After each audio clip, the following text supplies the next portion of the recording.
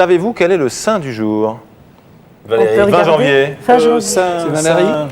Saint-Sébastien. Merci, madame. Effectivement, C'est le fils de Francis, c'est votre fils. C'est notre fils à tous les Ça aurait deux. dû être la fête de Sébastien. Sébastien Loeb qui a écrasé le rallye Monte-Carlo.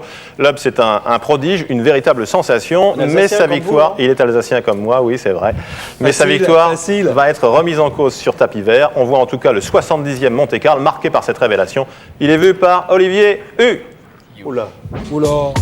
En principauté de Monaco, le luxe, s'offrir des têtes couronnées. Colin McRae, distancé. Carlos Sainz, terrassé. Marcus Gronholm, désabusé. Richard Burns, malmené. 4 champions du monde, 4 ténors incapables de suivre le rythme imprimé par la révélation de ce premier rallye de la saison, Sébastien Loeb, roi, vendredi d'une folle journée. Le plus jeune pilote de l'écurie Citroën, dernière carte de la marque au chevron après les abandons de Radstrom et Bugalski, attaque en fin de journée et relègue à plus de 40 secondes ses poursuivants.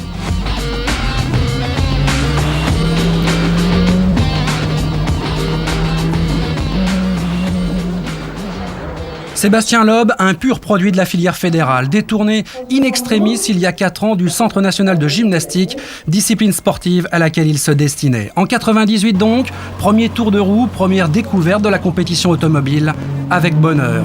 Champion de France des rallyes, champion de France des rallyes sur terre. Et l'an passé, la première couronne mondiale en catégorie junior, l'antichambre de la cour des grands. Il y fera sa première apparition au rallye de San Remo. Le verdict tombe implacable, incontestable, sans appel, la 2e place de l'épreuve. Un homme, un dernier homme, un seul, pouvait encore barrer la route de Sébastien Loeb ce week-end. Tommy McKinnon, la référence de la discipline, quadruple champion du monde et vainqueur des 3 dernières éditions du Monte-Carlo. La lutte s'engage entre les deux pilotes à coups de secondes. Derrière, c'est l'hécatombe. Pour Solberg, pour Carlos Sainz et pour Cresta.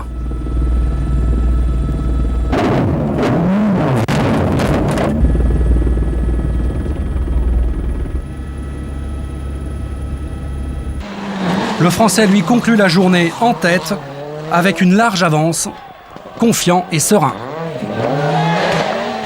On a vraiment du mal à trouver le grip avec nos pneus et donc c'est assez difficile pour nous. On verra bien, on va essayer d'attaquer, on va essayer de le contenir, mais ça va pas être facile. Les pneumatiques seule crainte de l'écurie Citroën au point d'effectuer un changement de gomme avant le dernier parc fermé, une manœuvre interdite, connue de tous ou presque. Pour la connerie, mais à culpa, ça c'est évident. L'information n'est pas redescendue jusqu'aux mécaniciens, donc ce n'est pas de la faute des mécaniciens. Par contre, la réglementation à ce niveau-là ne ressemble à rien. Vainqueur sur le terrain, vraisemblablement défait dans quelques semaines sur tapis vert, Sébastien Loeb restera tout de même l'homme de ce rallye. Sans aucun doute, oui, la grosse boulette, on la cherche Bernard Chenez, mais Guy Fréquelin a dit le Grizzly assume ses responsabilités manifestement.